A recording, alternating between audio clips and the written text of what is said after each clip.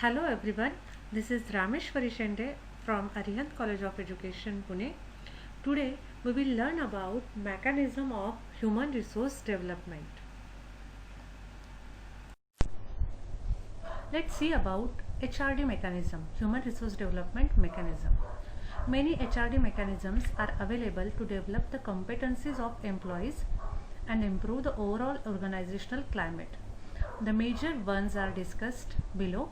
In this hierarchy, you can see performance appraisal, potential appraisal, career planning, HR information system, training and development, and reward system. These are the major HRD mechanisms which are created and used for human resource development. Now let us start with performance appraisals. It is nothing but it is a process of determining how well a worker is performing his job.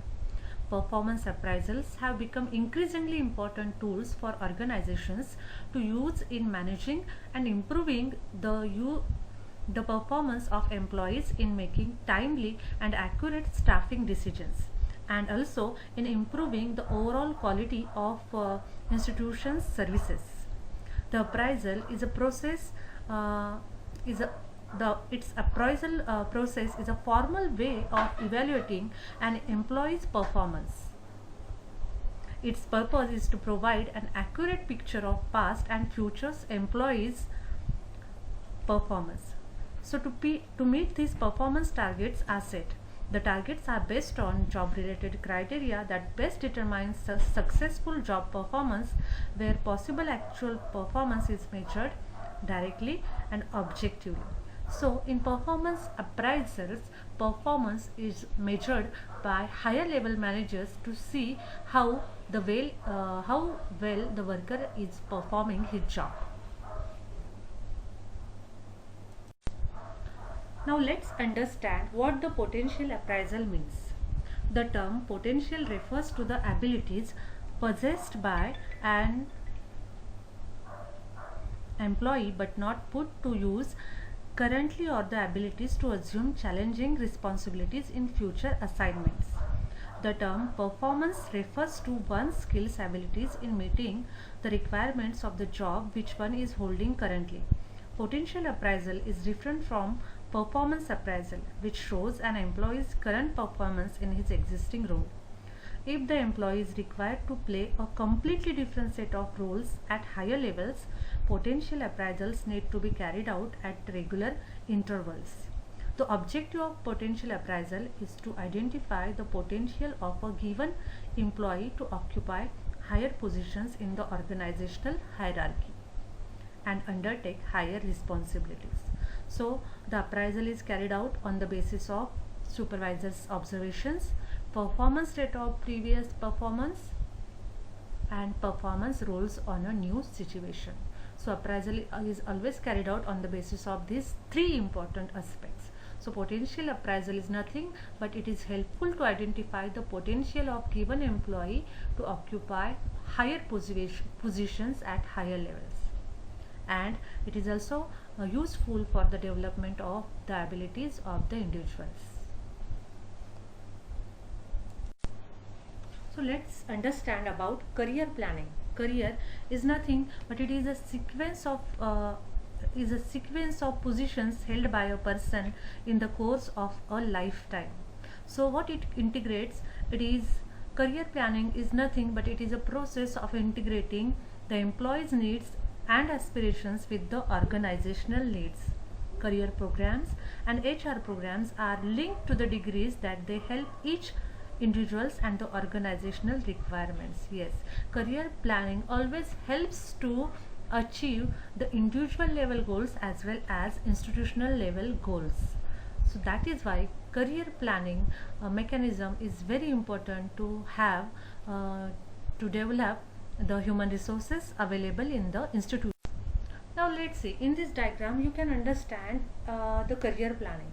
It is the planning of one's career and implementation of career plans by means of education, training, job search and acquisition of work experiences. So it is nothing but we have to generate an awareness of their strengths and weaknesses amongst employees working in the institution. So, in the HRD system, the long growth of plans of institutions are not kept in sequence, not kept secret. They are made known to the employees. Major changes are discussed at all levels to promote understanding and commitment amongst employees. The immediate concern of employees would be to find out where they stand in such a roadmap, what need to be developed amongst employee. So the development of human resources is very important by means of their education, their training, their job search and acquisition of work experiences. So we need to generate an awareness of their strengths and weaknesses by having or by conducting more and more training programs or more and more development programs for the human resources available in the institutions, in educational institution.